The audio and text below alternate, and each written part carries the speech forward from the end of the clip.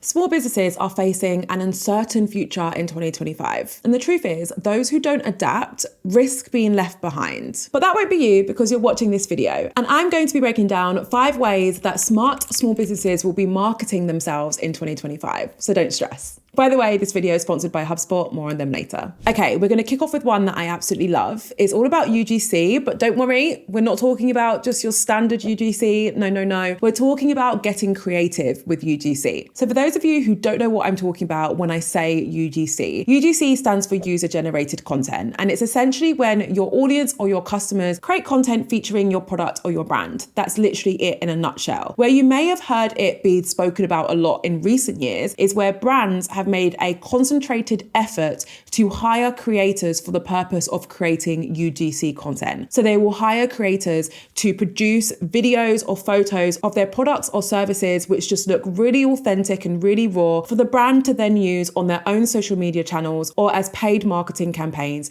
usually on social media. So that is UGC in a nutshell. We're not going to focus on that today though, because as I've just said, brands have been doing that for a little while now. What we want to talk about is the new way that people will be using user-generated content in 2025. So all of the smart small businesses out there are going to be incentivizing UGC and using the content in creative ways. For example, they will start to encourage genuine customers, so not creators who are producing UGC content, actual customers of your product or your service. You're going to start to encourage them to share more content featuring your brand online, and you're going to do this by incentivizing them. So you're going to offer discounts, coupon codes, etc. This is actually a somewhat older marketing technique that's going to come back around. When I used to have a swimwear boutique back in the day, I used to add these little business cards to my orders which said, if you share a photo of our bikinis and you tag us in it, you will get 15% off your next order. And that was amazing for my brand. It meant that so many genuine people were mentioning my brand in their content. They weren't just getting paid to do so.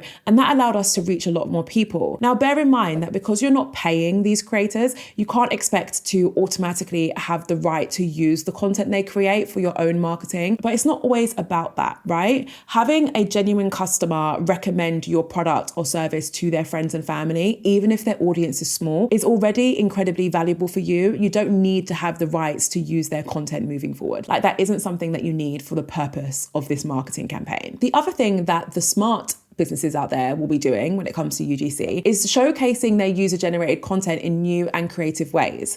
There's a feature that is not yet released, but it's being tested by Instagram for a few months now, and I think it's going to be perfect for this. It's basically a collaboration feature on carousels, and what it allows your audience to do is basically submit their content to be part of your carousel. So picture this, right? You've uploaded a carousel on Instagram, and the first slide is saying, submit your own piece of content where you feature our products or your service. Our favorite ones will be accepted to be part of this carousel. And if you are accepted, you get a free gift on us. Now you've got all of these people creating content for you, submitting it to this carousel. You will have the ability to review submissions and select the content that you want to be part of your carousel. And then you also have a way to reward the people who get selected.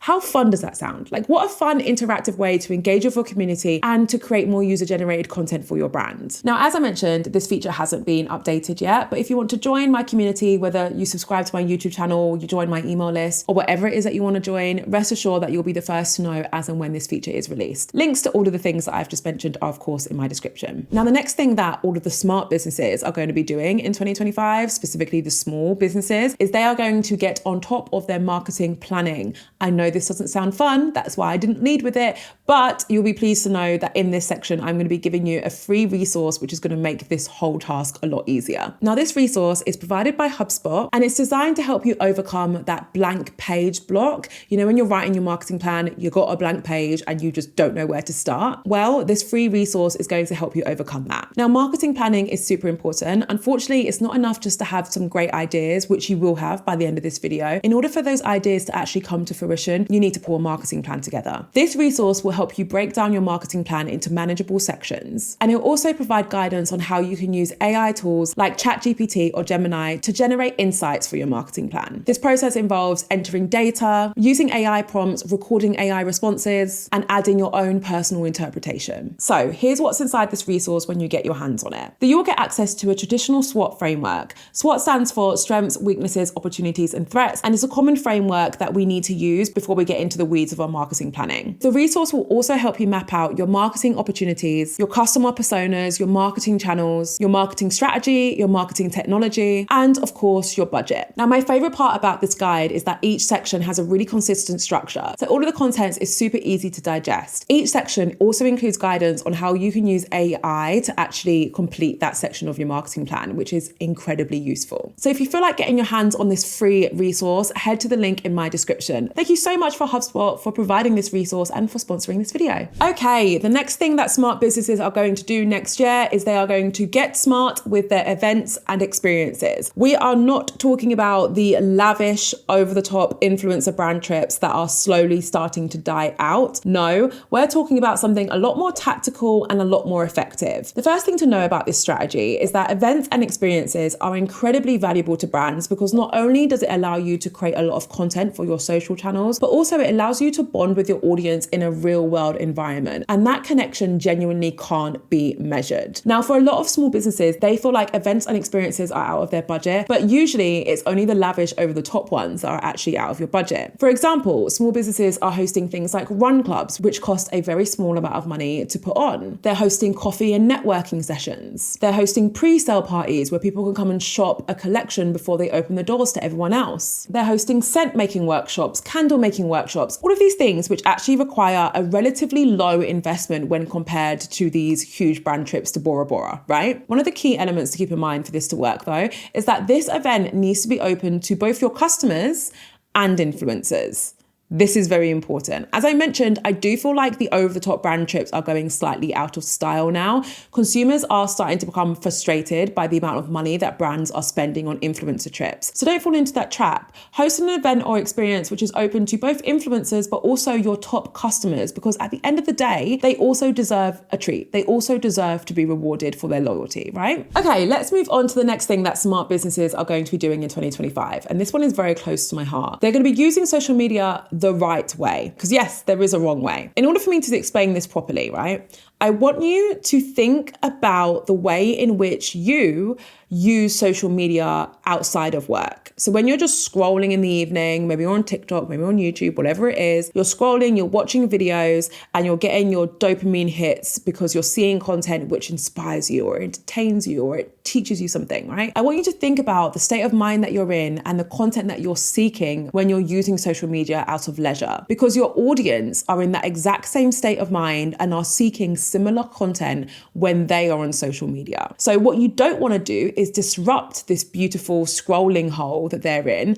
by trying to shove your product or service down their throat, to put it bluntly. It's been well known for a few years now that if you use social media to constantly sell, you'll probably struggle to grow, to get engagement, and to actually get sales, which is ironic because that is the whole reason why you're trying to sell to people on social media in the first place, right? Things are changing to the point where whilst you can still sell on social media, you have to get really tactical with it. If you're going to create a post that's designed to sell a product or service, it has to be wrapped in value. What I mean by wrapping it in value is the purpose of the post can't just be to sell a product. It also has to be to provide something of value through the content alone. This means that when someone's scrolling through Instagram and they come across your post, they see it and they are entertained, or they are inspired, or they have learned something, or maybe they relate to it, right? Those are the key value points. They see that post and they get something of value from it. You might also be asking them to buy something in that post, and that's okay, because amongst that sales messaging,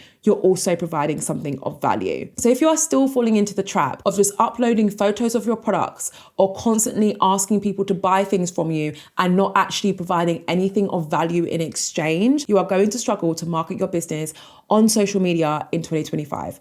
Point blank, period.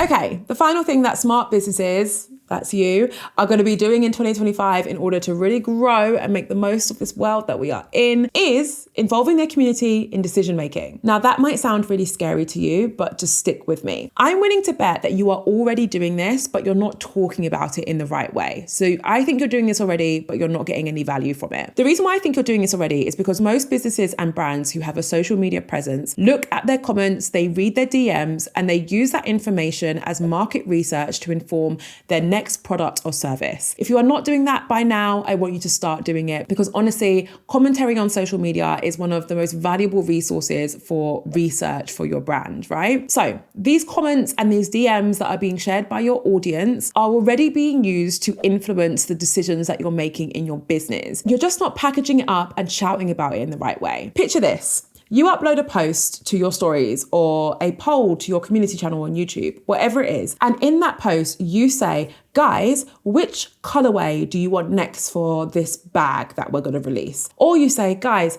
I'm releasing a new ebook. What do you want it to be about? And you include a poll and you let everyone have their say. That is a way to not only get some market research for your brand, but also you are clearly communicating to your audience that you care about what they think. You care about what they have to say. You care so much that you're going to use this information to inform your next product or service. Communicating that to your audience is of so much value. It's going to allow your audience to feel valued by you. And that is just one of the most amazing feelings that you can give to your audience and to your customers. So this is something small. And as I said, I think you're doing it already, but really dial it up and make it known to your audience that you're actually using their comments, their answers to your polls, whatever it might be, to actually inform the direction that your business is going in, because you value their opinions. Okay, you're all teed up and you're ready to hit the ground running in 2025 and beyond. Don't forget that you can get access to the free marketing plan resource by HubSpot via the link in my description. If you feel like hanging around, I recommend watching this video. It's basically an Instagram marketing guide for small businesses, so I have a feeling that you're going to get a lot of value from it. Thank you so much for watching. As always, I can't wait to see you in my next video.